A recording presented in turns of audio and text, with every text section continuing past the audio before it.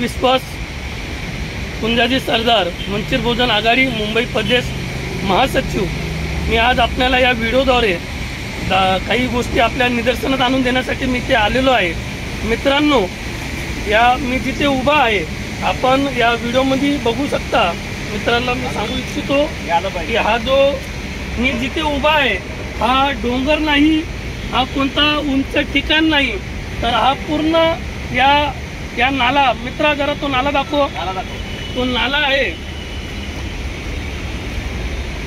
हा जो नाला आहे या नाल्यातून जो घाण ते कचरा काढलेला आहे, गाड काढलेला आहे, हा गाडचा हा पूर्ण ढीग आहे। हा आपण बघू शकता की तो उंच ढीग केलेला आहे, जवळजवळ 10 फुटाचा हा ढीग उभा केलेला आणि लांबपर्यंत गेलेला आहे। मित्रांनो, तुम्हाला एक जोक सांगू इच्छितो, हा महानगरपालिकेचा कारभार बघा। हा ढीग हा 2025चा काढलेला ढीग नसून हा 2023चा काढलेला ढीग आहे। 23-24 पासून हा ढीग इथं पडलेला आहे आणि अद्यापही हा तो महानगरपालिकेला एवढीही जाग आलेली नाही आहे किंवा आपला जो फंड आहे लाखो करोडोचा फंड, जवळजवळ 3 लाख करोडचा फंड त्या महानगरपालिका गिळून घेते आणि आम्हाला देते तर काय देते तर या सर्व गोष्टी देते। आमचे मित्र इथे माझ्यासोबत माझे मित्र आहेत राहुल साळुंके, जे यांचा फॉलोअप घेत आहेत।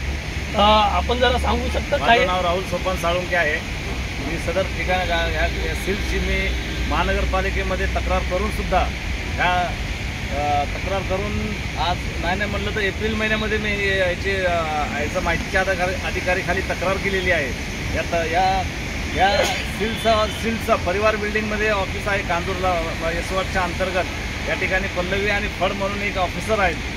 यांना वारंवार याची तक्रार देऊन सुद्धा हे फक्त आज करतो उद्या करतो, आज करतो उद्या करतो, फक्त अशी आश्वासने देत आहेत। आता डोक्यावरती पाऊस आला तरी पण ही सिल्ड काढायचे ते नाव घेत नाहीत। मित्रांनो, आपण बघू शकता एवढा पाठपुरावा केल्यानंतर आणि हा जो पट्टा आहे हा बाजूला एक्सप्रेस हायवे आहे, आपण बघा बाजूला एक्सप्रेस हायवे आणि हा कन्यामान नगर ते पूर्ण मध्ये हा पूर्ण मेन महत्त्वाचा नाला, याच नाल्यातूनच खाडीला पाणी सप्लाय होतं। जे महानगर आपल्या वस्तीमध्ये जे पाणी येतं त्या पाणीचं पूर्ण लोड या पाण्यावरती येतं आणि इथून जातो। आज पावसामध्ये हा एवढा ढीग इथे जमा आहे, तर तुम्ही विचार करू शकता या महानगरपालिकेला मुंबईची तुंबई जे 26 जुलै झालेली तशी पुन्हा यांना इथं घडवायचं आहे का? यांना लोकांची जीवाशी खेळ करताय। त्या महानगरपालिकेला फक्त हा शेवटचा इशारा आम्ही देत आहोत वंचित बहुजन आघाडीच्या वतीने। येणाऱ्या आठवडाभरामध्ये अगर हा ढीग यांनी उचलला नाही, हा जो गाड काढलेला आहे नाल्यातून हा त्यांनी उचलला नाही, तर आठवडाभरानंतर येणाऱ्या 12 तारखेच्या नंतर वंचित बहुजन आघाडी स्वतःच्या खर्चाने हा पूर्ण ढीग JCB मध्ये भरून त्यांच्या कार्यालयावरती टाकल्याशिवाय राहणार नाही, एवढं तिथं सांगतो आणि थांबतो। जय हिंद, जय वंचित।